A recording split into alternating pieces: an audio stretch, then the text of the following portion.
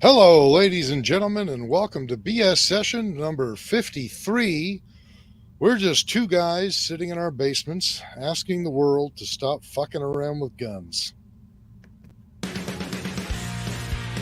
This right here has the ability with a 30 caliber clip to disperse with 30 bullets within half a second. Just when I think you couldn't possibly be any dumber. You're listening to your weekly dose of BS, Ballistically Speaking, the Ballistically Speaking podcast.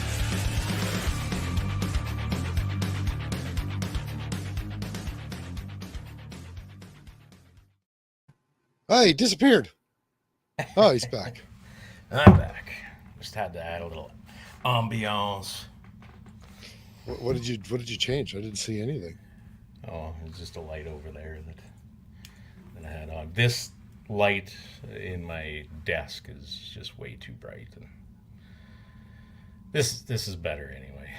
Okay, if you say so.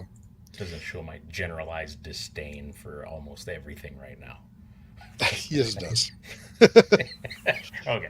It's there. It's loud and clear. Okay. Yeah. Haven't lost my touch then. No, not even a little bit. I'm not worried about that at all. Hey, let's pay the bills and then get on with this shit show. What do you say? You betcha.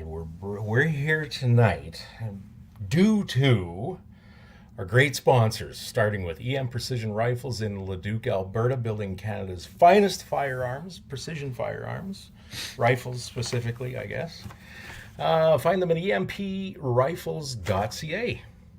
Did you see the other day they were posting some videos with their new laser etching machine? No. You never saw that? I've been in a pretty tight bubble again. Pretty tight bubble. There was a little, just a quick little video of etching the EM Precision logo on a barrel. So I guess they're getting the hang of the new laser engraver. The new one? Oh, I didn't know they had a new one. I'm pretty sure he said new on it. I'll bet you money. I'll bet you money that if I had half a brain in my head, I could even bring it up on the interwebs. All right. While you're doing that. Yeah, while I'm doing that.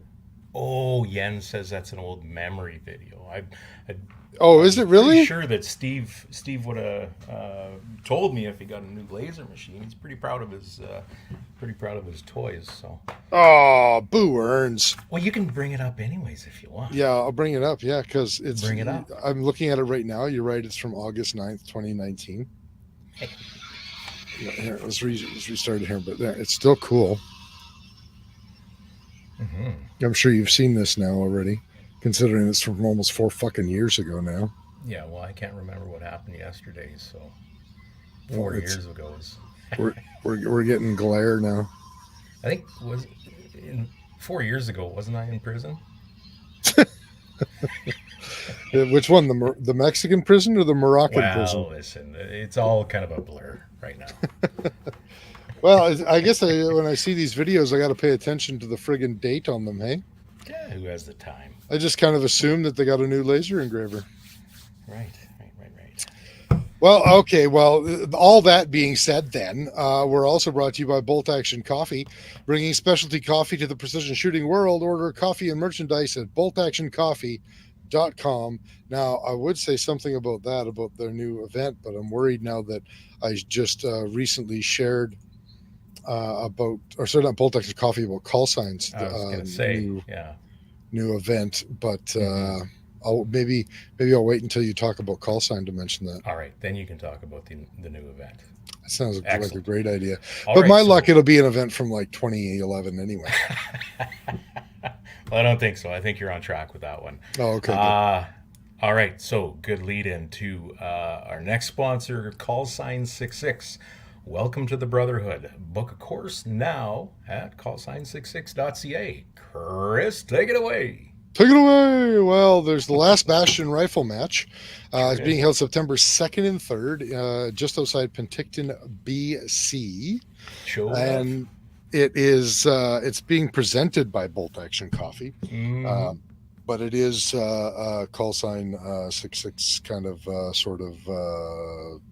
Yeah, I don't exactly understand what relationship they're all intermingled with each other. So Yes. I have no idea exactly what's going on there. Yes. So, Both but action coffee served for breakfast at a call sign 66 led event. is that what it is? More than likely. More than likely. I don't. Okay. I don't know specifically. Didn't you put Oh. out a post? That makes two of us. Yeah, I shared their post. I shared their post about the match, but it's not clear. Right. Yeah, it says that the course of fire is designed by call sign 66. Well, But of course. but it says What that do coffee guys know about courses of fire? call sign 66. No, I said it was supposed to be a joke. Like, what do coffee guys know about fire Well, and shooting? It's bolt it's action the same coffee. guys. Yeah, it's the same guys. That's the real Yeah. answer. Listen, after the week I've had, I'm not real edgy. You know what I'm saying? You're not real edgy. No, I don't I'm know. trying. Man. You're on the cutting edge. I'm putting my best hoof forward here. Well, don't step on a rock. You'll get a white line crack, and then you start getting stones caught in it, and it's just going to be a mess. All right. That's all I know about horses and cows. I literally just told you everything.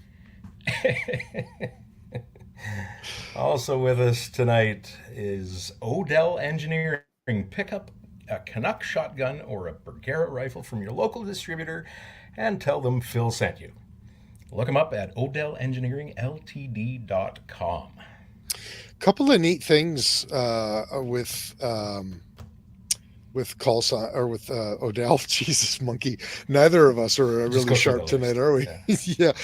So I have yet to talk to Phil about this, and I really should talk. Maybe if I can't get a hold of Phil, he's probably gallivanting somewhere around the world. So if I can't get a hold of him, I'll contact one of the other guys. But they have finally released the polymer magazines for the TM22. One of the videos that I did featuring the TM22 was the magazines. Are the magazines worth it? Are they durable? Blah, blah, blah. Because everybody was complaining about the steel magazine that it originally came with, and that it was like $79, I think, for the 25 round magazine. Is it the price they were complaining about or something else? It's the price they were complaining about. So I did a video on the magazine. So I'm like, okay, well, they're $79, but I mean, are they worth the money? So I had done that video on it, but it looks like the polymer 10 and 25 round magazines are on shelves now. I know Extreme Range Outfitters has got both the 10 and the 25 rounders. They also have a couple of TM22s in stock.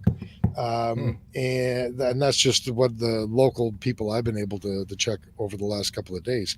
But the 25 round magazine, at least XRO, was retailing it for only $49. So it's $30 less. Can you hear that? I'm tipping a bunch of brass over with my foot. Sorry.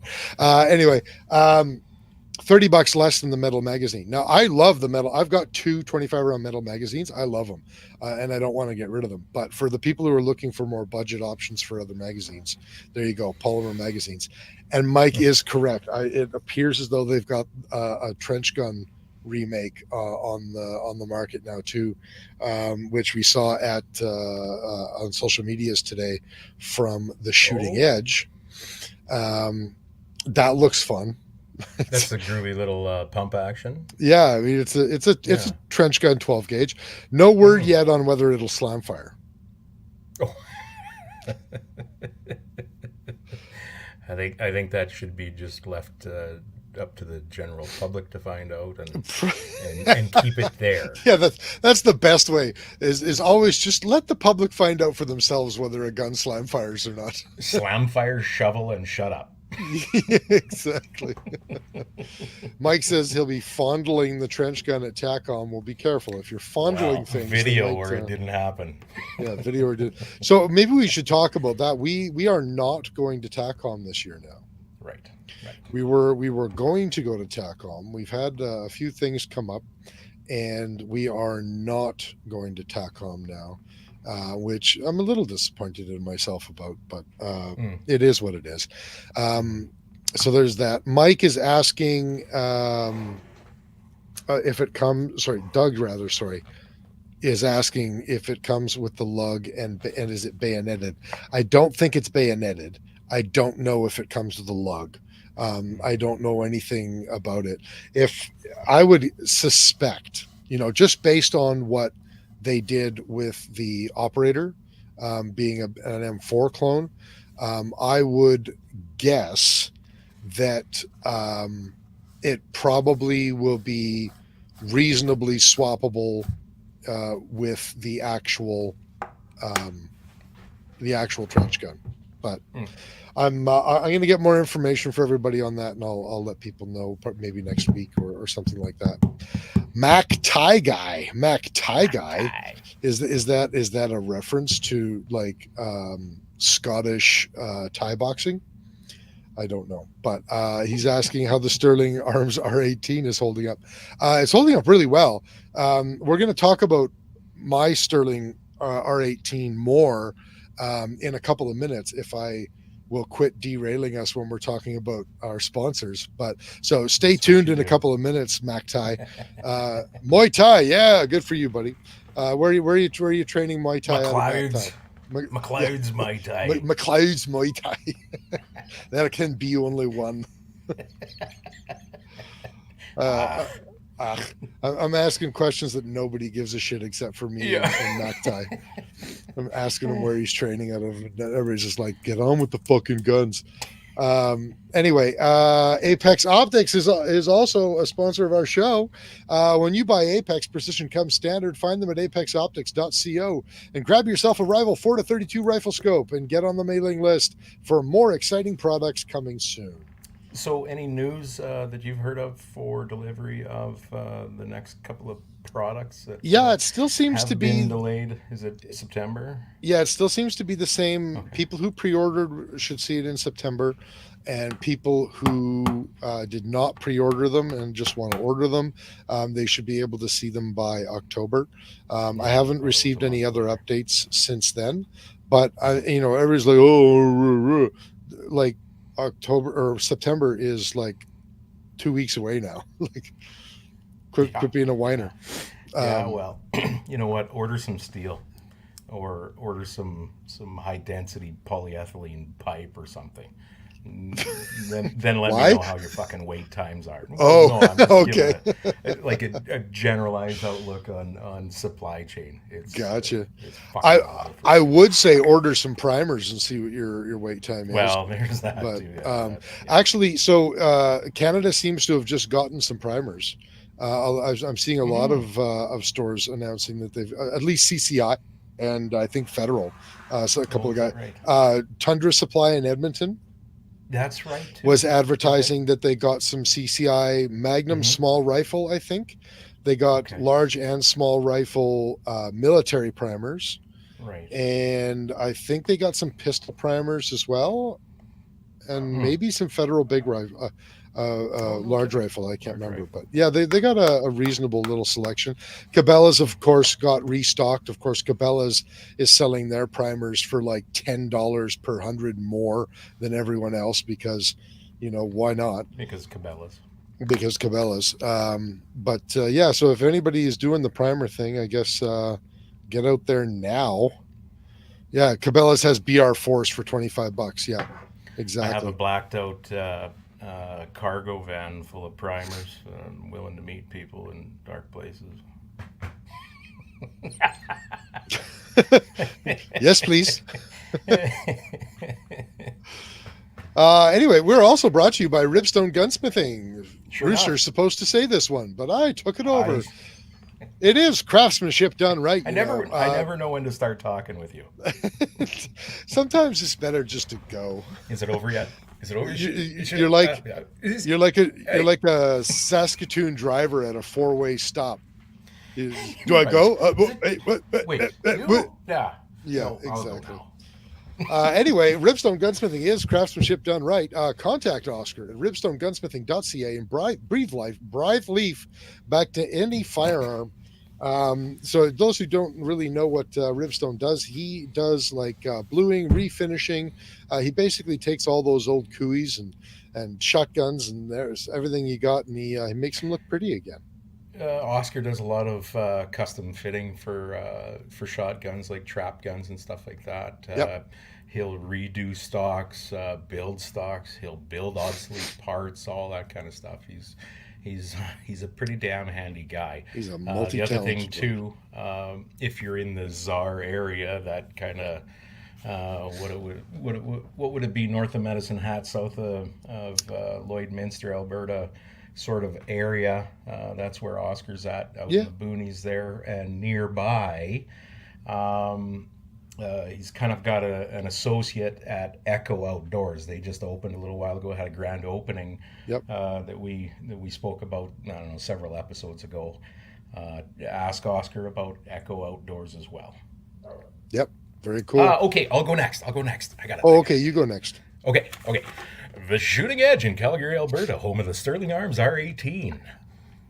The shooting sports retail store with indoor range, education and training, laser engraving, fine firearms, and much more. Find them on Facebook, Instagram, YouTube, Twitter, and on their website at theshootingedge.com. It's not called Twitter anymore. Now it's Who gives a fuck, honestly? X. X, right.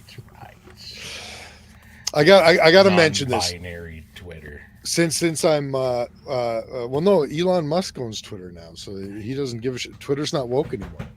No. But I have to mention this, that in the fight world, believe it or not, everybody's talking about Elon Musk potentially fighting Mike Zuckerberg in an MMA match. Yeah. And it sounds like it might actually happen, but Zuckerberg's not talking about it near as much as Elon Musk is, and Elon Musk likes to troll people, so maybe it'll happen, maybe it won't. But Elon Musk did recently announce that he was speaking with the president of Italy. A trainer. No, the president of Italy. And they have arranged like some ancient site for them to fight at somewhere in Italy. No way, really? Yeah. That'd be kind of cool, actually. I don't know if cool's the word, but I'll say this: Zuckerberg's been posting some like training videos with famous Alex Pereira and was Jones there? And I don't think it was John Jones, but some other guys, anyways. Or no, Israel Adesanya, not Pereira. And he's gotten in shape. I don't know. It's silliness. Anyway, finally, we are brought to you by March Scopes Canada. The Dion optical design of rifle scopes has a scope for all your hunting and shooting needs. Find Doug and Nisa at marchscopes.ca. We're gonna have to get Mike Hynek to call in just to pronounce this word that he spelled out here. Come on. You mean gladiatorial? Yes. Why did you ruin it for me? Is that the word?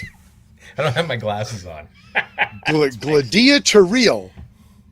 That's what I got. It would be gladiatorial. That's because you're too used to reading Spanish. That's right. Yeah. That's probably how they would pronounce it. It's going to be gladiatorial. Sorry, baby. Is that what's for supper? What? Yeah, we are eating gladiatorial. And tortilla. Gracias. Muchas gracias. Anyway. Yeah, right. So just because MacTie was asking, let's talk a little bit about what we've got in the pipe and what we're working on. So we've already mentioned that we're not going to be at TACOM this year. We will be going to SHOT Show again in January, though. And there's a couple of things like it's been very difficult during the summer to be consistent with, and this happens to us every summer ever since we were operating as First Focal Plane. Summer has always been difficult for us, but we have one YouTube video in the pipeline. It is a review on the Lockhart Raven 5.56. Mm-hmm. And I'll spoil a little bit of the video right now. Something broke on it. Evan told me. Did he? Good. Yeah. I didn't even know that it had broken Really? because it was still functioning. And now that I think about it, I was doing like one of the last things I did with it was a magazine test.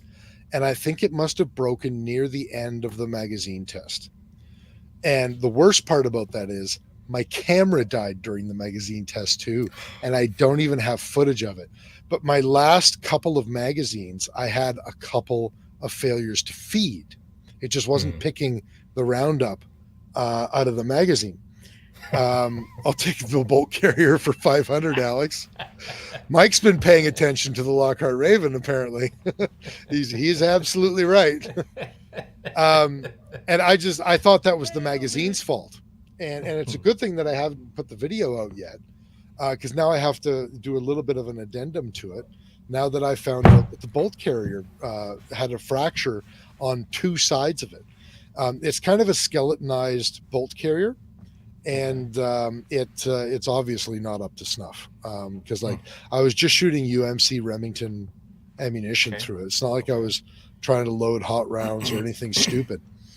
And so how many, if you don't mind my asking, how many rounds did you have through it? I know it's had many in before.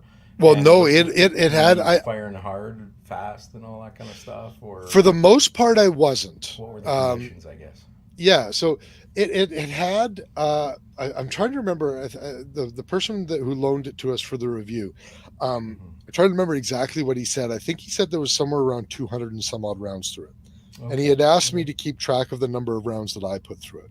Now, sure. I didn't spend as much time with the Raven as I have with other Canadian semi-autos in the past. Right. And the reason for that is it was bought just as a lower set. And I think a lot of people are buying it that way. It's not really like the other guns in that it's like, here, buy this complete rifle. Does our complete rifle work or doesn't it? People are buying the lower receiver, upper. It's a kit, right? Lower receiver, upper receiver, bolt carrier, and I think that might be it. Lower parts kit. Oh, and the charging handle is Lockhart. The rear charging handle is Lockhart. So there's an option on that one, isn't there? Rear? It's got the side of the bolt carrier is threaded, and you can just put a charging lever on the side of the bolt carrier and have it reciprocate like a lot of the 180s do. Or it comes with a rear charging handle that is, if for all intents and purposes, is identical to the AR style charging handle. Not be spoken. Yeah, exactly. But I think they did a proprietary. I can't confirm this, but they may have done a proprietary charging handle just to try and differentiate it a little bit more. I'm not sure about that. Yeah. But anyway, I had a breakage, and I had a couple of other very surprising things that I ran into with it. And I'm not going to, say them here because then nobody will watch my YouTube video. But it was a very interesting review. I put 325 rounds through it. Face. Yeah, right. I put 325 rounds through it. Louise, really? Kept track of all the rounds. I put 325 rounds through it through the span of, I think I had it for about 3.5 weeks. And for most of it, it wasn't like real rapid fire kind of shooting. It was just plinking shooting. I was like at the very end, the last thing I did with it was the magazine test, and that's more rapid fire shooting. Although even that, I'm not like blah blah blah blah blah. I'm like a shot every 3/4 of a second to a second. So it wasn't anything crazy. That's that kind of inherently sounds funny. Hey, I did some rapid fire shooting with my semi-auto here in Canada. 5 rounds per strike. 5 rounds. Yep. Yeah. Well, that's not true. So I used a couple of magazines that are chambered for other calibers, and that helps. Although the other calibers did not run well in the Raven, like the other caliber magazines. Yeah, I knew what you meant. Yeah. He wasn't trying fucking 300 blackout. Yeah. I was putting 224 Valkyrie through it, 22 Magnums. I put everything through it I could think of. Yeah, it was a mixed bag of like really cool Sure. and slightly disappointing. So how did the magazines from our friend at Cross Industries? It actually ran very well. Good. And one thing I do have to maybe I'll admit and say so that people don't have to wait for, magazine insertion with the Raven was easier than any of the 180 platforms that I've used in Oh. terms of like just overall with all finding the magazines? magazine well, putting the magazine Sure. in fast. Okay. It is difficult to get it to the magazine to seat on a closed bolt with many of the magazines, the Cross magazine included. Yeah. Especially the metal magazines, I have to like really smack the bottom of it hard to get it to seat on a closed bolt, more than I would have expected. Well, okay, so that, and we've spoken about this a fair bit, and of course, I don't. It's not. I don't have a whole lot of experience with it because I don't do that much of that type of shooting, but that's more a function of magazine length and spring length and where that follower ends up, where that top round ends up, right? I think if also there's not enough give on that top round. Yeah. I think it's also tougher, isn't it? sometimes how far depressed the bolt carrier is riding into the magazine well housing. I suppose, yeah. You know what I can't mean? remember what magazine I was handling a little while ago, and that top round, once you got it in there, it would only move. Oh God, it was probably only like a 64th of an inch. Like it was tight. And Especially with try and our get 5-rounders. Yeah, Yeah. for sure. But I like it was noticeable inserting it on the Raven versus inserting it on the other 180. Well, not the other, but the 180 platforms, because obviously the Raven's not really a 180 platform. Yeah. But it was noticeably different. Yeah. But yeah, I had some really a really good time doing it. And I want to thank Evan for letting us use it, and it was really great. So I'm hoping to have Here you that go. edited. It's broken. Thanks. Yeah, exactly. Bye. Dude, I gave it back to him broken and didn't even say anything because I didn't even know. It's like Wow. he sent me that text and I was like, Biggest holy dick of the fuck. year goes to Chris. I know. I felt like such an asshole. But anyway, hopefully I'll have that all edited and I'll have the addendum done and I'll have the video up for everybody to watch next week if everything goes well. Cool. This week. How did you like it versus? I really your liked other it. options. Okay. I really did like it. You know, shooting it feels like the days of old.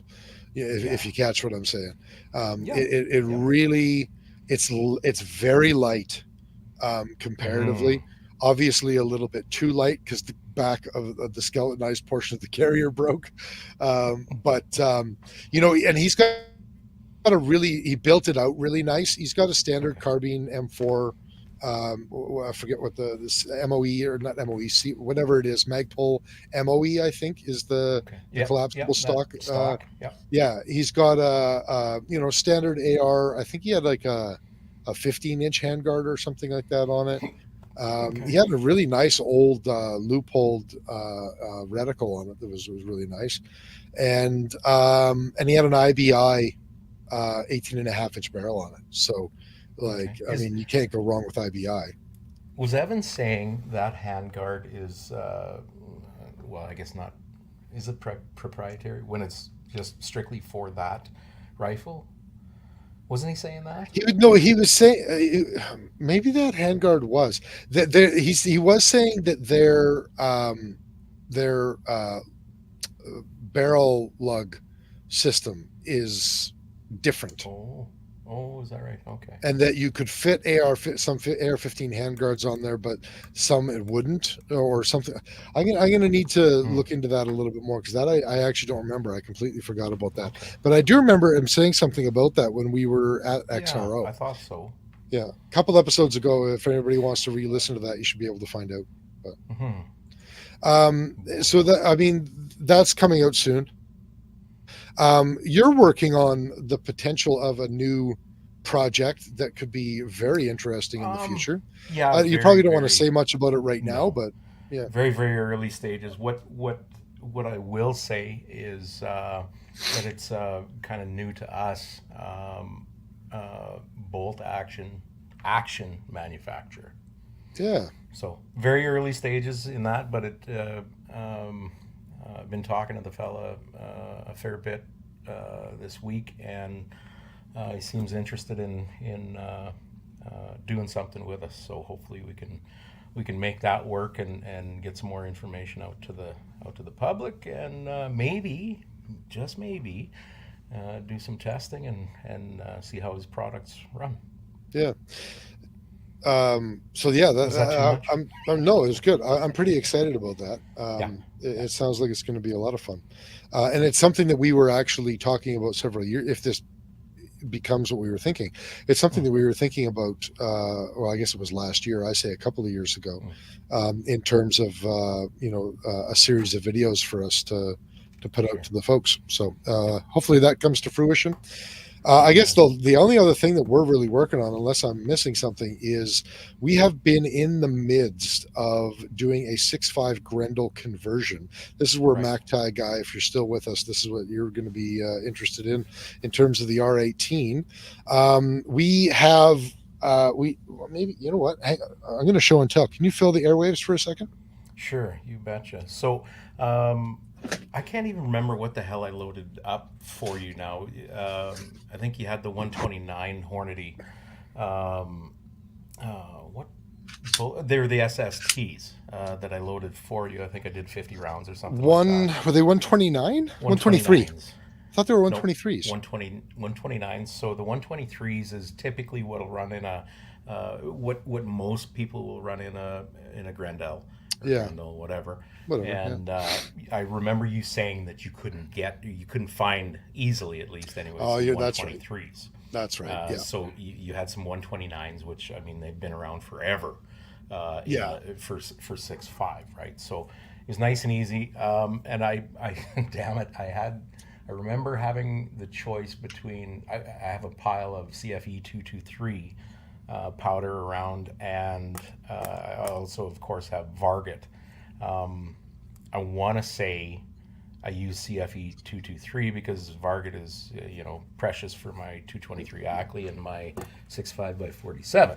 So Trying to show Yeah. this off because MacTie is commenting on the handguard. okay, This is the new generation handguard for the R18.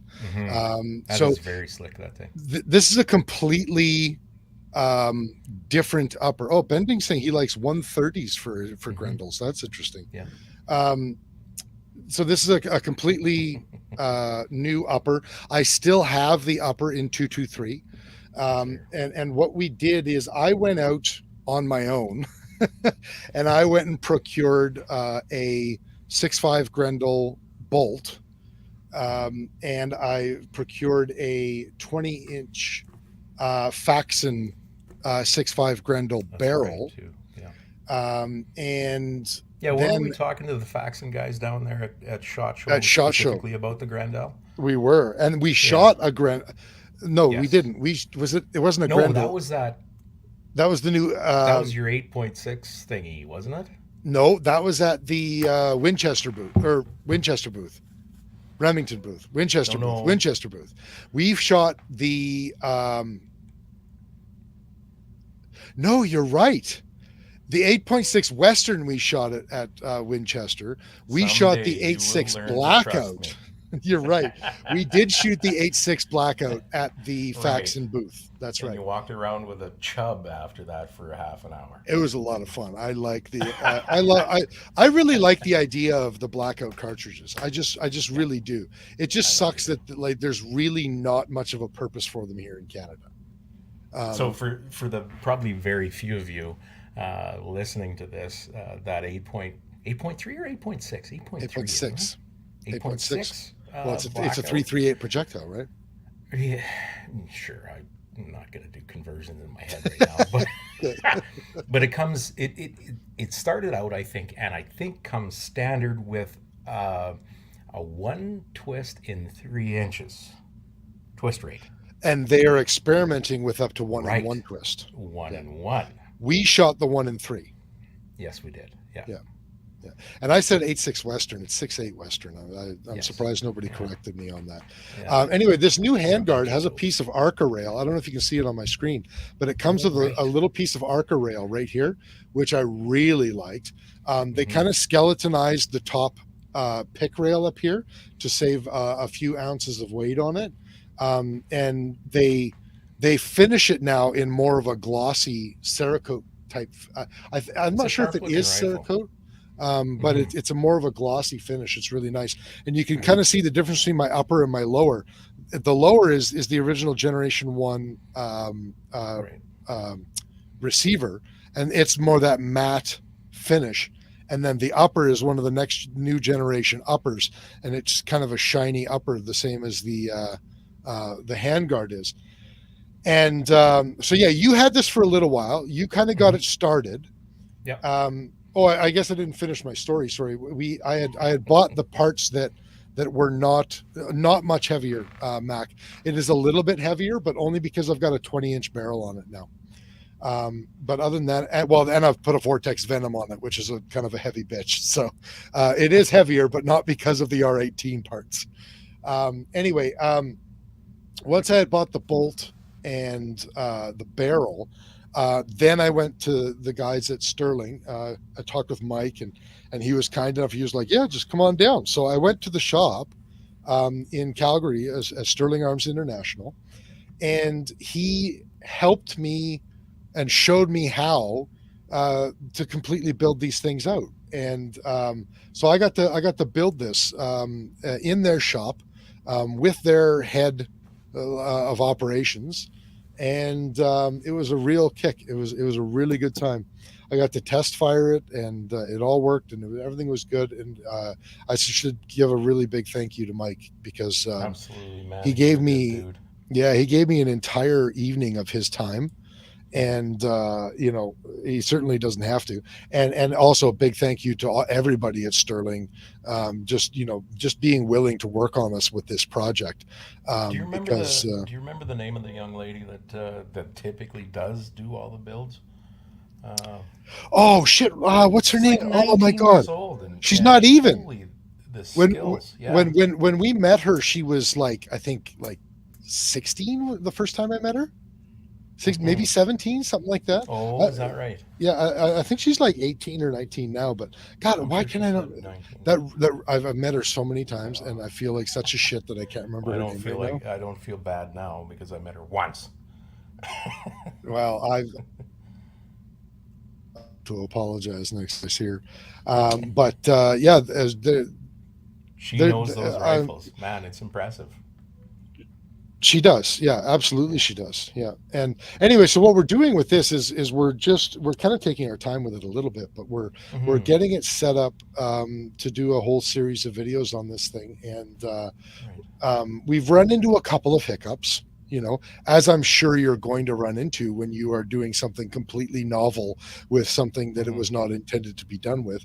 And we're also using parts that are not Sterling parts, and were not intended to be used in Sterling guns. But I think the project is going real well right now. And I'm kind of excited to continue going with it. I've got to load some more rounds. I've got it sighted in now, reasonably anyways. I've just sighted it in at 100. And over the next several months and into the fall especially, I'm going to start really getting the videos going on this, and we'll go through the process of how we did it. And because I think anybody can do this conversion. I'm really blessed that Sterling allowed me to do it with their blessing and everything else. But anybody can do a conversion with these rifles. So, yeah, I'm excited about continuing to work on this thing. So, did you get a feel for? I like it a lot. Did you get a feel for how that ammo shot? I know all I did with it was basically pressure test. I wanted to make sure that you didn't actually give me any of the ammo that you had loaded. I don't have any completed cartridges. No, I looked in the box.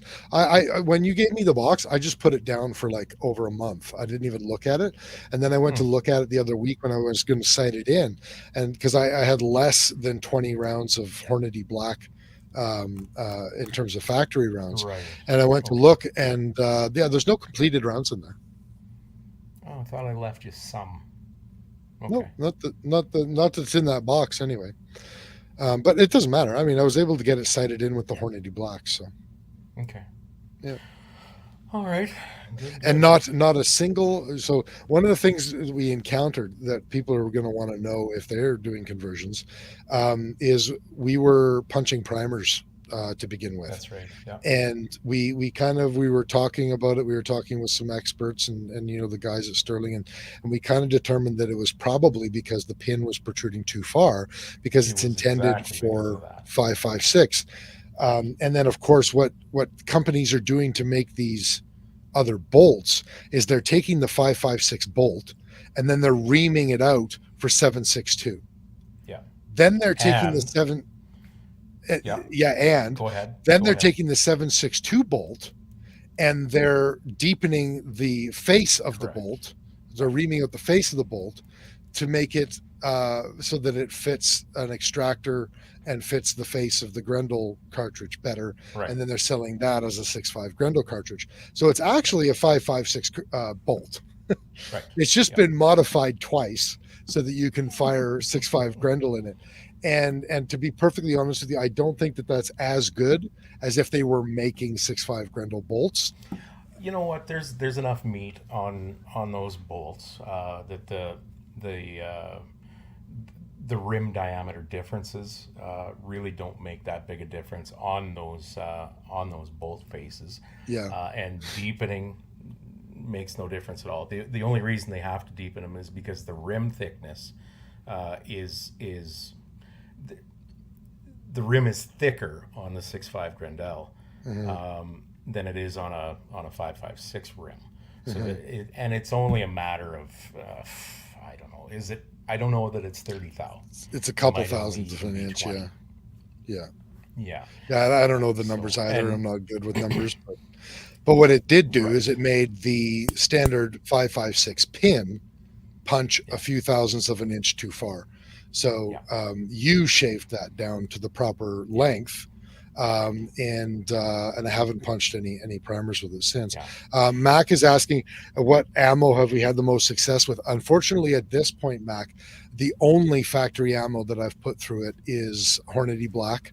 And it seems to be doing just fine. I haven't done group testing with it yet, but it seems to be, we've just been doing reliability testing and testing primer punches and looking for signs of overpressure and all that sort of stuff. But it's done fine, I think. And then you had put the home loads through it with CFE 223 and 129 grain SSTs and Hornady brass, and it was CCI primers, right? I believe so. Yeah. Yeah. Yeah. For sure. So that's as far as we've gotten with it so far, but we will get further. And I'm sorry, I kind of glazed over there for a second. Did you talk about 5.56 ammo that you'd run through your other upper? I've done videos on it. I'm not sure what you mean. No, but I'm like Mac Tie guys asking just kind of general in that R18. You talked about the Grendel, but not necessarily the 5.56 ammo that you've shot through it. Fair point. Yeah, I assumed he was just talking about the 6.5. Fair point. Right. So I've put at this point, probably close to 2,000 rounds through the R18. I've put the most ammo through the R18 than any other rifle that I have. Just because I reference for ammo then. Yeah, so in terms of blaster ammo, the UMC Remington, for the most part, has always been kind of my go-to. It's not that expensive. It was always reliable. Although the last 1,000 round box that I've opened has not been good. It really has not been. I'm getting a lot of double feeds in multiple different rifles, and I thought it was the rifles. Now I'm starting to think it's not. And I'm getting a lot of like they're catching on the lips of the feed ramps, and then they're squishing the round in. Again, I thought it was the rifles, but I'm starting to second guess that because it's happening in so many different rifles. What I saw the best in terms of groupings is the Seiko game heads. However, the Seiko game heads are not the best for reliability.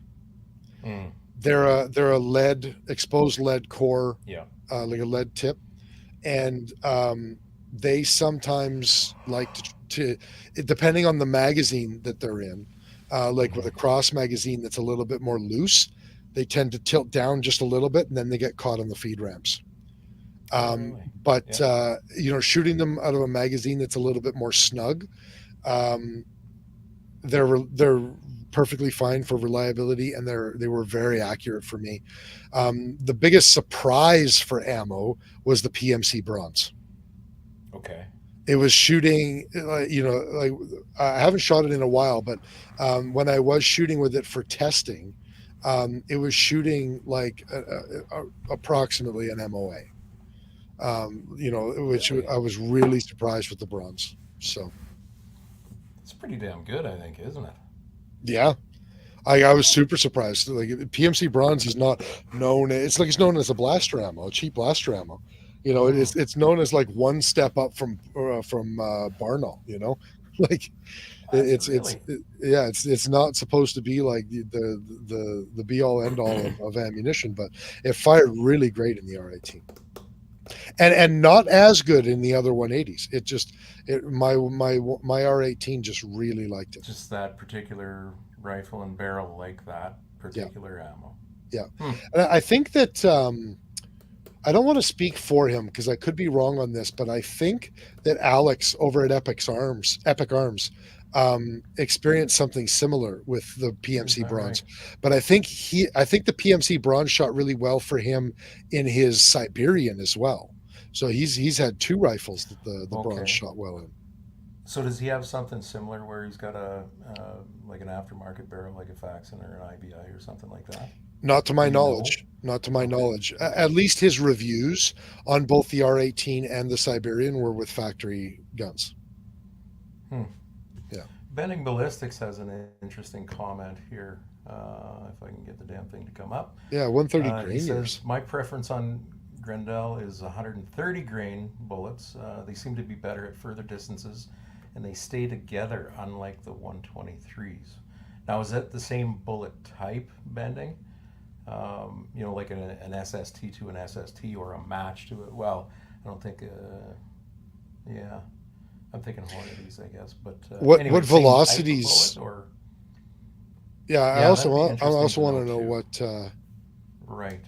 Yeah, you must be talking about burgers, right? Well, you know what? Hornady makes a 130 ELDM.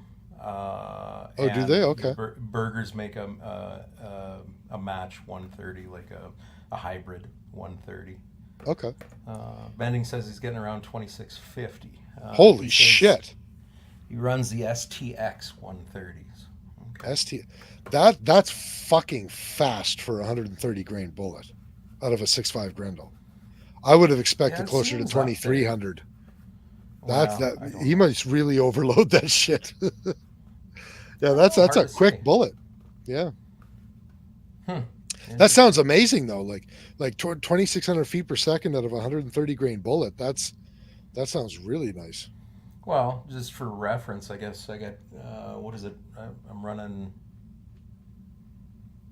What the hell is a 2830 out of a 26-inch barrel in my 6.5 by 47? So, it's a bigger case than that. Shorter barrel, obviously, on the semi-autos, typically, right? Mm-hmm.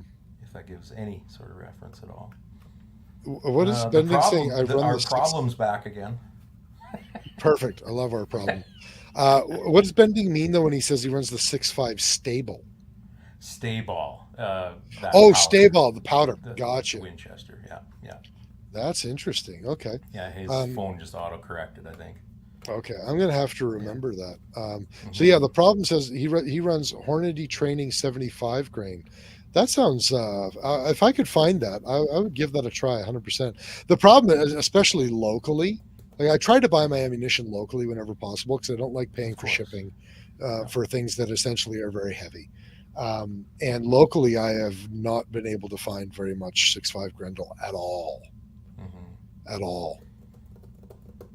But Going back to whatever. those 75 grainers, you know what? Out of my 223 Ackley, I run the Bowtail Hollow Point Hornady 75 grainers, and man, am I happy with those. Been out to 1,000 with them multiple times. It runs well. Isn't that interesting? They're not a fancy boutique bullet or anything by any means, but man, I'm happy for what that rifle is. You know, it's more or less a training rifle, and happy like crazy and cheap. What Bending is saying Bending makes says sense. He's doing shooting this, them out of a bolt action. Yeah. That's more Problem wants to know if you have any comments or thoughts about the new 22 Creedmoor. I don't know shit about it. I don't know a great deal. Guys that I know that have them are really happy with them. You know, it's kind of an answer to a question nobody was really asking. Everybody was kind of happy with every new cartridge these days is that. Yeah. Except for the It's 8.6 novel. Blackout. Yeah, right. You know, it's novel and kind of riding on the heels of the success of the 6.5 and the 6 Creedmoor. Why not do a 22? And man, it's a Hummer, accurate from all the reports that I've received. And I don't know, but I think your barrel life's going to be a little bit shorter than it would be with a 22-250. Whether that matters to anybody shooting a fast 22, I don't know. Yeah, 22 need more barrel life. Hey, did you know the Kind 8.6 Blackout when they were with some developing it? astute insight. Did you know when they were developing the 8.6 Blackout, they were calling it the 8.6 Creedmoor? No. Mm-hmm. Really? Mm-hmm. That's what not Faxon, but maybe that's what Faxon was calling it. And then when what's that other company that they're developing it with? The company that's whatever, doesn't matter. But it's 8.6 Blackout now, but it was being called 8.6 Creedmoor at one point. Was it? It wasn't Pristine, was it? No. No. That's who they were working Hey. with for their bolt actions. You know that I've got an 8.6 Rooster on my loading bench, hey? You have a what? 8.6 Rooster. Do tell. Okay, so you know what the 6.5 Rooster, I take a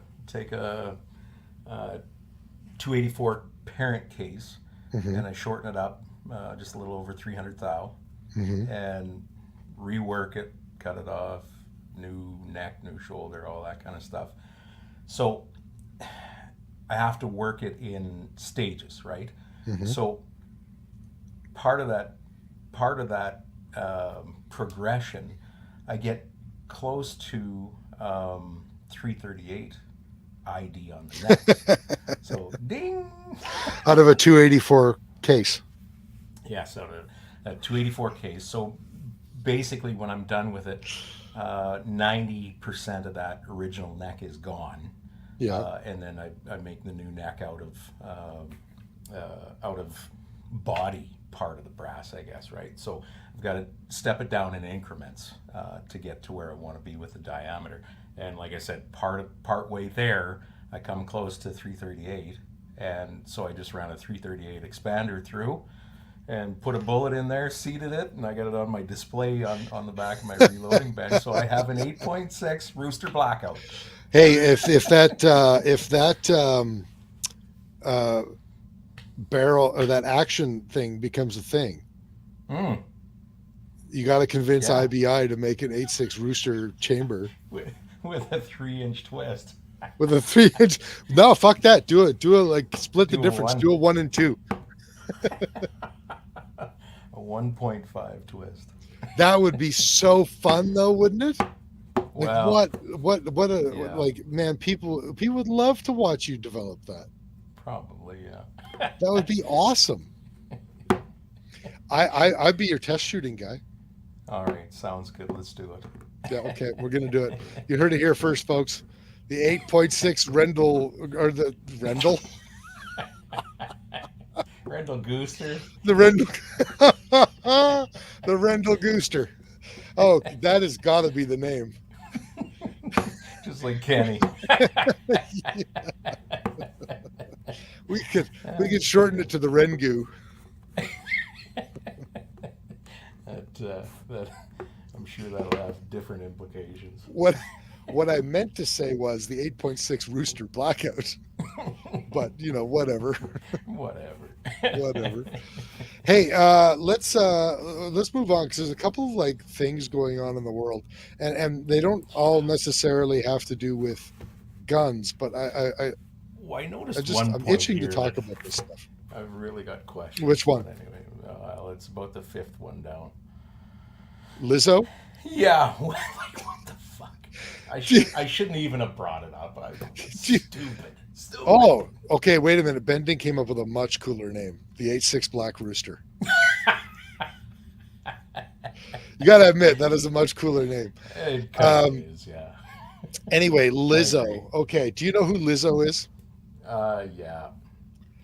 She's this Unfortunately, yes. fucking pop singer who, like, she did a spot on The Mandalorian or something like that, and that she's right? got these fucking pop songs. I couldn't tell you which any of them are, but she's woke as fuck. Okay, and not only is she's woke, but she's more woke. She's too woke for the woke.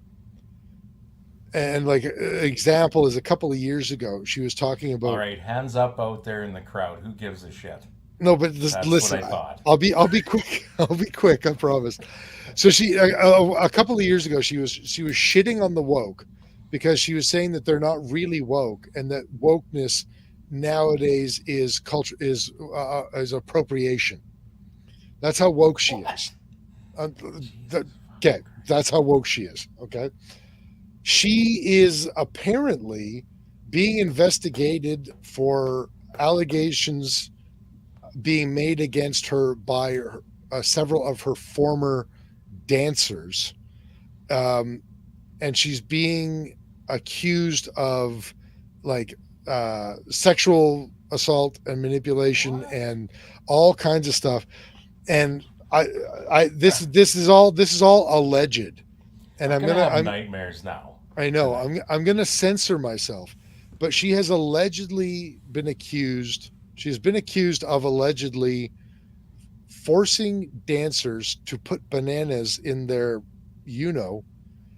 and dancing around while making other dancers eat the bananas out of their Okay. So if this is, I'm bringing this Folks, up. we'll be back after a short break. I'm bringing this up. Bendings, can we go back to Grendel talk? I'm bringing this up because this is how the woke implode themselves. This is how they. Yeah. Well. This is how it happens. I guess you know what I've wished for a very long time to that I could watch this entire thing burn to the ground. Maybe this is part of it, and I just need to embrace it somehow. I just don't want those thoughts dancing around in my head. Yeah, with let's bananas and a hoo-hoo. Bananas and a hoo-hoo. That's a song. It sounds like a ride. It is, yeah. So moving on. Did you hear about please. The Queen City exhibition in Regina last week? No, I did not. A 16-year-old got in a fight at the X, pulled out a knife, and stabbed another guy. I don't know if it was a teenager or what, because with the Youth Criminal Justice Act, they don't release any of that information. Right. But there was a stabbing that was committed by a 16-year-old at the X. Fantastic. Good thing we banned guns so that they have to use knives. Yeah. Yeah. Well, I don't even know what to say about that. I mean, listen, there always has been and there always will be just pieces of shit human beings. Yep. And if I've always said it, guns, knives, scissors, fuck, Nerf guns, I don't care what it is. If a person has intent, he or she will find a way. Hmm. That's it. That's all it takes is intent. Tire irons, bats, whatever. Yeah, it's exactly the truth. Here's one that's gun related. Okay, listen. Yeah, go ahead. Before we go on, because I don't want to hear the whining anymore, Bending is very insistent that we read the above comments. So is it my gas here loads? we go. And you know what? It is relevant, so we got to give him that. Okay, let's give him that. He says, my gas loads, again, he's talking about the 6.5 Grendel. My gas gun loads are 2,280 feet per second. That's more what I would expect, yeah. Sure. They're significantly slower, but even with the 130s, they still fly pretty easily out to 1,000 plus and carry enough energy to see impacts that he's tested at to 1,550 yards. That's So pretty pretty good. impressive. That is Now, is that really- 1550 with a gas, or is that the 1550 with the bolt? I would assume so. I mean, he's lumping it in with his gas gun comments. So yeah, It's a really interesting thing, pretty and good. it all just comes down. The more I'm learning about this stuff, the more I'm learning that the ballistic coefficient of a bullet really, really matters. Yes, it does very much so, for sure. We've had these discussions. I suppose more so in my sort of sub circle than in yours. But well, take for instance, like a Burger VLD or a hybrid versus, like a Lapua CNR or something like that.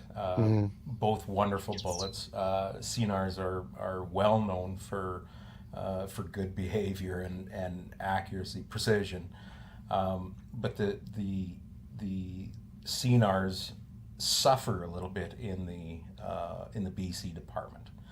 So precision shooters naturally sort of gravitate toward high BCs. Like that is the ultimate, especially when you're shooting ELR, Right. things like that. Jens and I and more people among our herd kind of thing. We're very much. If the bullet goes where you want it to go, that's the most important factor. So we're not. We try and stay away a little bit from that high BC race kind of thing. It does definitely have its place. It's better in the wind, all that kind of stuff. But you can't sort of dismiss the real. The good behavior and the accuracy of something with a lesser BC, but is a very accurate bullet, like the CNR. So, yes, it is very important, but it is not be all end all. If you're looking at the paper, though, I'd imagine, right? Like, I mean, the rest of it is just like, it's got to be like just how the bullet is constructed, consistency, blah, blah, blah, improves the aerodynamics of it in ways other than its ballistic coefficient. Sure. And listen, with all this kind of stuff, we're really splitting hairs. Yeah. But I'll tell you, though, one of the things that surprised me the most up to this point in my small experience with longish distance shooting, is with my 308s, like with the Cross, for example. With that, I've got a Viper HS hunting scope on it. It's only, I think it's only like 65 MOA of travel on it, something like that. So with 168 grain ELDMs, that scope will top out just shy of 800 meters. Oh, is that right? Okay. But with the exact same case, the exact same primer, the exact same powder, and the exact same powder load, but with a Hornady boat tail hollow point 150 grain. I was waiting for Jens to make the MOA crack. MO what? But everything identical. Everything identical, but with the Hornady boat tail hollow point. It's a non-match bullet, 150 grain bullet, so it's even a little lighter. and that scope tops out at about 500 meters. Okay. Which means I'm getting so much drop difference between those two bullets, and the only difference is the bullet, that my scope is topping out 300 meters closer. Right. Yeah, that ELD is a much more efficient bullet for sure. Yeah. Yeah, for sure. Benny has a couple of good points here for sure. Okay, go for it. Much the same as what you're talking about. Yep. Grendel is all about the BC, and there are two different Grendel loads. There's Grendel 1, gas loads with lower pressure, and Grendel 2, both actions higher pressure. So kind of the same as when you look in your Sierra or Hornady manuals, they'll have loads for like 223 and 223 gas gun or 556 gas gun or whatever, right? So there are some differences, sure. He also says, I've taken both Grendels, meaning gas gun and bolt gun, out to 1,550 yards. It hits transonic at roughly 1,300 yards. So you think about that, that's pretty damn impressive. It is, even at the faster speed at 2,650, I think he was talking about before. To hit transonic at 1,300, that's pretty damn impressive. That's it is. Yeah. That's all bullet and twist is what that is. Bullet design and your twist rate. Well, that's a good question. What twist rates? I'm wondering what twist rates Bending is using. I know this Faxon that I've got, it's a 1 and 8. From what I understand, that's kind of your standard for. That's pretty standard for 6.5. Yeah, for sure. Yeah. Okay. All right, on with your next crazy point. Well, before that, the stabbing. The problem. I'm done with the stabbing. I just wanted to mention it. The Section 74 challenges. I should have written this down, but he's right. That an Ontario judge ruled that provinces have jurisdiction. That was appealed, and we lost that on appeal. And so now it's apparently going to be going to federal court. So the shit show rolls on that. I have to be honest with you, for the first couple of years, I was watching every single piece of information that was happening with this, and it's been so many years, and it's just so emotionally exhausting that I've just had to step away from it, and like I want to see what the result is. If people are rallying for support, like if CCFR is rallying for monetary support to cover lawyers' bills, I'm all about it. But I can't follow every step by step on that. It's just fucking blows my mind. What link are we sending, Bending? He wants to come on the show. No, we're not going to make this a 6.5 Grendel show. He has to come on the show at 1 hour and 7 minutes into the show. If he had asked at the 30-minute mark when we started talking about it, I would have sent him the link right away. Listen, we do paid appearances only. Yeah. Sorry, buddy. You snooze, you lose. Next time. We'll get him on again, and you two can... make love go over the Grendel all you want. I'm going to have to get a little further into the testing here so I have something to actually talk about. Well, actually, you know what? That's not a bad idea. Once we get through more of your testing on yours, and you got some data and some good notes to then we'll bring Bending on. That's a good idea. Yeah, for sure. Yeah, I think that's a good idea. Yeah, you heard it here first, Bender. Oh, so he does a 1 and a 7.5 and 1 and 7. That's interesting. He wants to play with 1 and 6.5. I've been wanting to do that, and I have a barrel coming in on that twist rate. Interesting. That's cool. Yeah. I'll tell you what, Bending. We'll let me get a little further into my testing, so we actually have something to talk about, and then we'll contact you. We'll bring you on the show again. But and we'll send you the link for Chris's bank account so you can send your payment in to. Yeah, exactly. Yeah, payment up front. Okay, the other thing I wanted to talk about, the Winnipeg firearm seizure. I have more questions than I have answers about this thing. Holy man. For those who don't know about it, the Winnipeg RCMP, it's Winnipeg Police Service, I think, were patting themselves all over the back, talking about how they're making the world safer because they raided. With the help of the CBC. Yeah. Well, and it appears as though, like, I'm reading like the multiple releases, multiple sources, just trying to get as much information on it as possible. I'll answer Bending's question in just a second. And it seems as though they got a tip about this guy. That's the feeling that I'm getting from the reporting, that they got a tip that something funky was going on. So they raided his house. He's obviously a prohib owner, Sure. with a, he has a prohib license. Yeah. And when they raided him, he had a bunch of his guns stored improperly.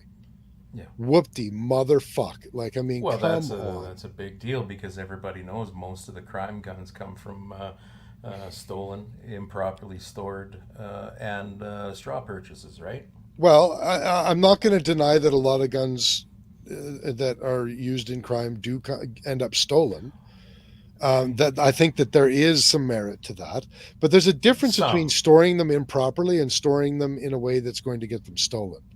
This story, yes. like, again, I don't know, but this story smacks to me like this guy had some of his guns behind glass. Well, this story sounds oddly familiar to that gunsmith in Ontario that ended up getting 3 in the fucking chest. It's weird, isn't it? And then they're talking about they make sure to mention that he had hundreds of magazines, Yes. some of which were loaded Some with of them were ammunition. loaded. Yeah. So the fuck which what? is not a fucking crime. Exactly. And zero mention of whether any of those loaded magazines were loaded into any of the guns, which actually would be illegal. Oh, but Grasshopper, that does not fit the narrative. Well, clearly, right? So it leads me to believe they want to make it seem worse than it is. So they mentioned that there were loaded magazines, but it isn't actually illegal. And he didn't have any of them illegally loaded in firearms. So they just don't mention that. Yeah. No, that's right. Yeah, let's just let the public's imagination go with what we give them. And then you look at the photographs of the types of firearms there. We're talking like 80% old guns here. Like we're talking like old engraved over-unders, single-shot pistols, revolvers. Like what the fuck, you guys? It's not like this guy was. Man, I'm telling you, you got to go get those collectors. They are menacing. Oh fuck. Well, they act like this guy was preparing for the next Waco showdown, and was like storing like hundreds of like G36s and P90s or something. Yeah, he was probably the head of some organized crime syndicate in clearly rural Manitoba. Yeah, Ye Old Criminals Incorporated. Yeah, you betcha. Anyway, it's aggravating to see this because the Indian posse in downtown Winnipeg. We'll just leave them alone. Yeah, no big deal.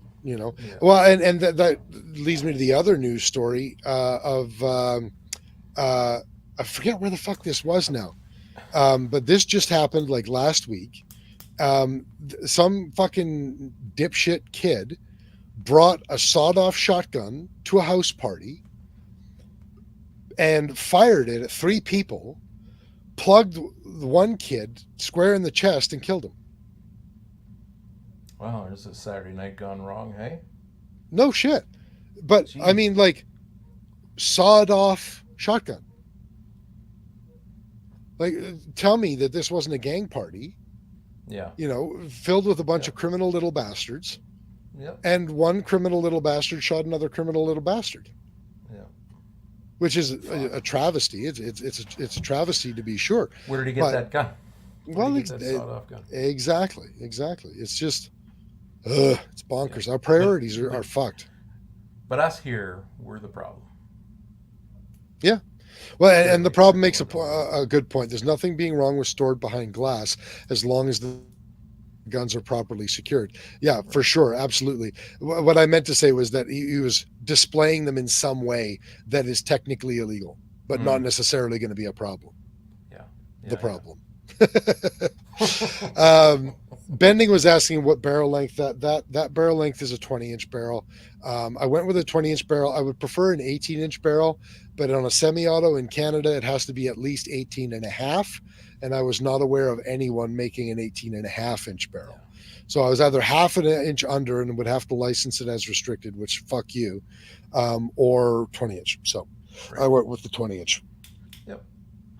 And Benny makes the point on that. Over 18-inch on Grendel 1, you lose some velocity, but not enough to notice, but there is diminishing velocity. And yeah, I had read that prior to getting it.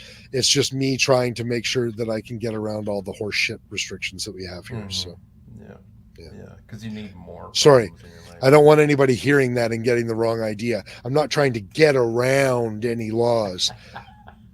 It's the only way that I could be compliant and keep an NR firearm. Yeah, the fact that you declare to the government that you have X guns, I'm sure makes you. I'm sure you're sneaking around and doing nefarious things, right? When they can come and inspect you any bloody time. So Bending says Heller Arms makes an 18.5-inch barrel for Canadians. That may be, but there were none of them in Canada anywheres around the time I was doing the project. So they just weren't. It just wasn't available. I probably could have ordered one from the U.S., but I'm not interested in doing that. I was going with what's you gotta already go been through imported. An importer then and all that kind of mess. Yeah. And then I'm just paying significantly more for it than I really should. This Faxon barrel was in Canada. I bought it from who did I get it from? RDSC. Oh, is that right? Okay. I might have got it from Red Deer Shooting Center, I think. Okay. But I remember it was an Alberta retailer. It was a while ago. I got it now, but anyway, Mike makes another good point. Convenient that the seizure in Winnipeg happened right around IPSC Nationals, and not only that, but how heavily they focused on the fact that there were over 50 handguns that were seized in the raid, despite the fact that it looks like 90% of them were single shots and old revolvers. But anyway, that's enough for that piece of information. Come on, Lizzo, do more stupid shit. Yeah. I wanted to just mention something. Did you know that Global News on their website, they have different categories of news? Did you know they have a gun control news? Not a firearm news. It's not like news on things that contain guns.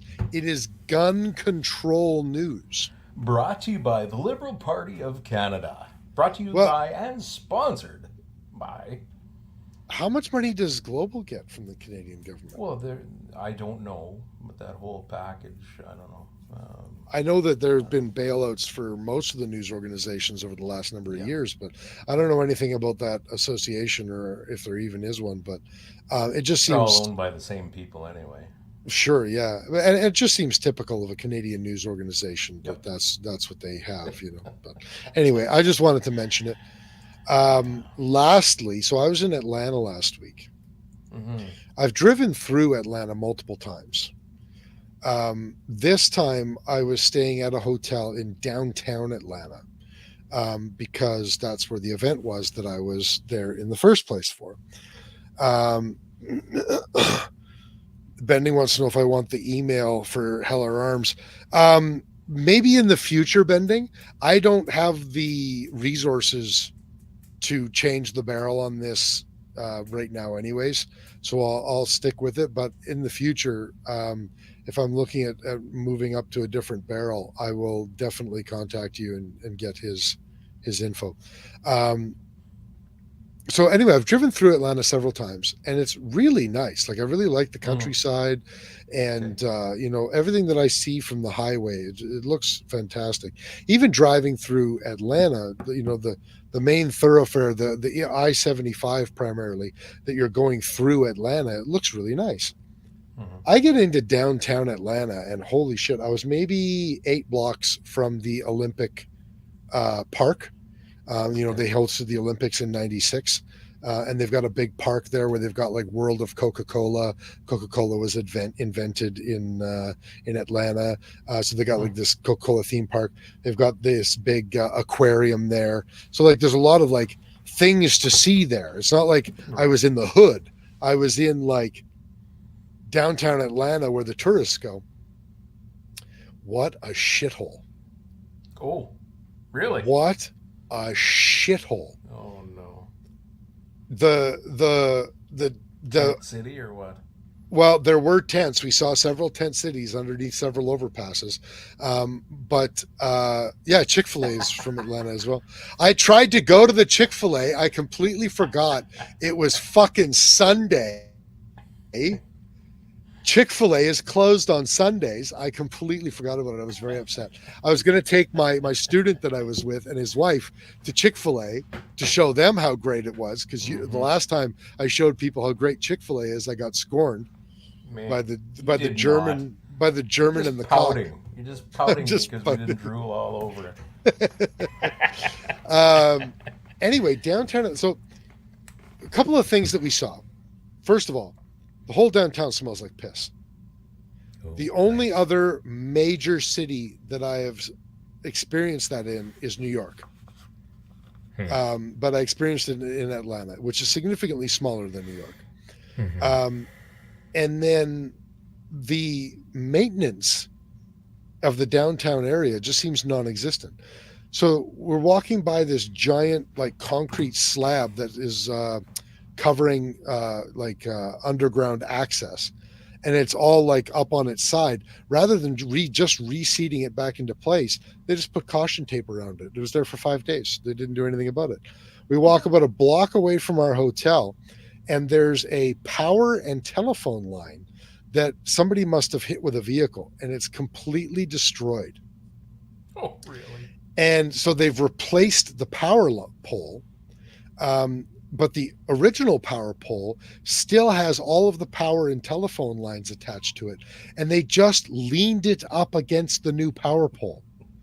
It's not even fastened to the new power pole. It's just leaned up against it. And we're talking about, like, most of it looks like it's like communication lines, but there's a fucking power line attached to it, like a high voltage power line, for God's sakes. I know the problem with it. Ain't got no gas in it. I'm looking at this and I'm like, this is the type of stuff that I saw in downtown Phuket in Thailand. Like, I did not expect to see that in Atlanta, Georgia. Anyway, nobody gives a shit about this, but it was. I just wanted to mention that I was extremely surprised at how poor the experience was in downtown Atlanta. Yen says, let's go to In-N-Out Burger while Chris gets his chicken garbage. You know what? I like In-N-Out Burger. I'll go to He's In-N-Out so Burger. eloquent.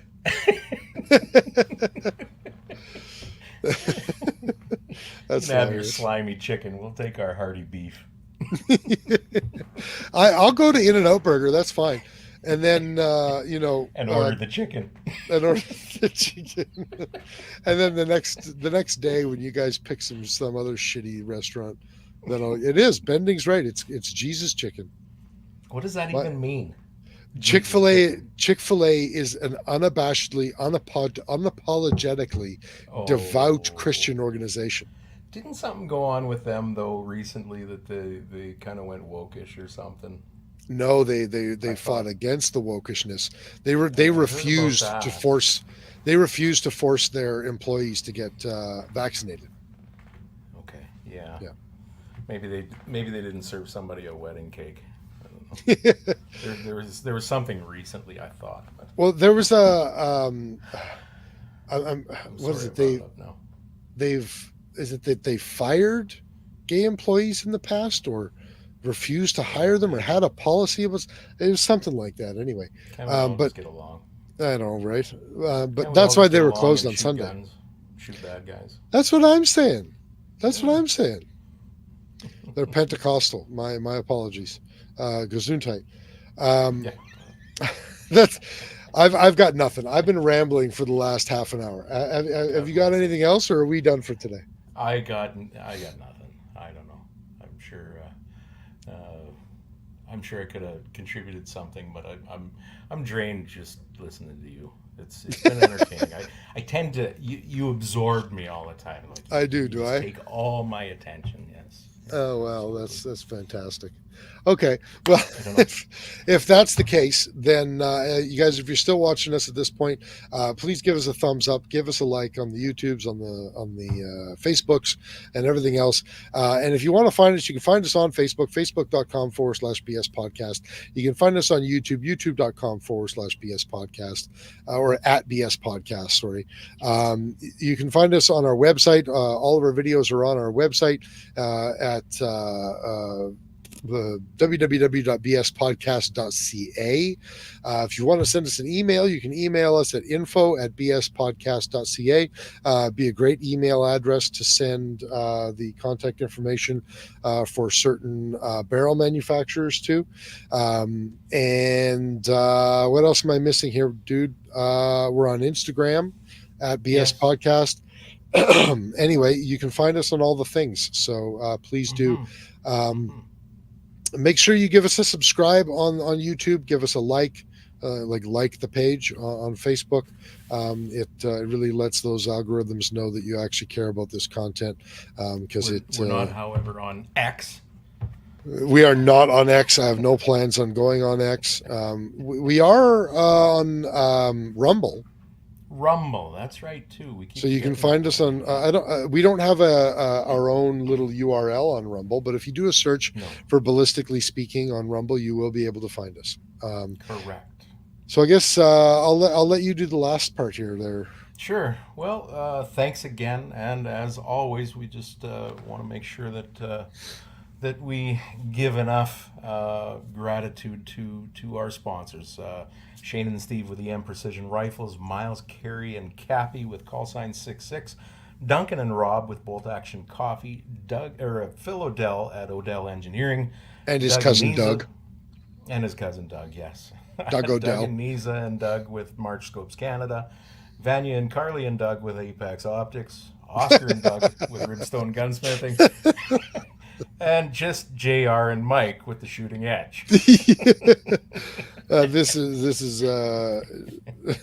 his brother Daryl, his other brother Daryl. Right. Yeah. It's JR and Steve at Shooting Edge. Mike is Sterling. Right, but Mike's there. Mike is Sterling. I just thought I'd throw Mike in there because we. No, it's a great idea. About yeah, the Mike's a fantastic. Guy, yeah, oh, I didn't show off. You know what I forgot? Oh, no, I don't. I can't guess. Okay. I'm gonna be completely upfront with everybody. Look, so this is a box. Yeah, it's a box. This is a good time to mention that when I did the Sterling Arms review, we had no relationship with Sterling Arms. That's right. We do now because Sterling Arms is associated with the Shooting Edge, and the Shooting Edge is one of our sponsors. But the cool part about that is that now that we're associated with them, they're sending us swag, or they're sending me swag. You're not getting shit. But look at that. What's this us bullshit? I've never seen that before in my life. Isn't that fucking cool though? Cool. Is that a floor mat? It's not a floor mat. It's a table mat.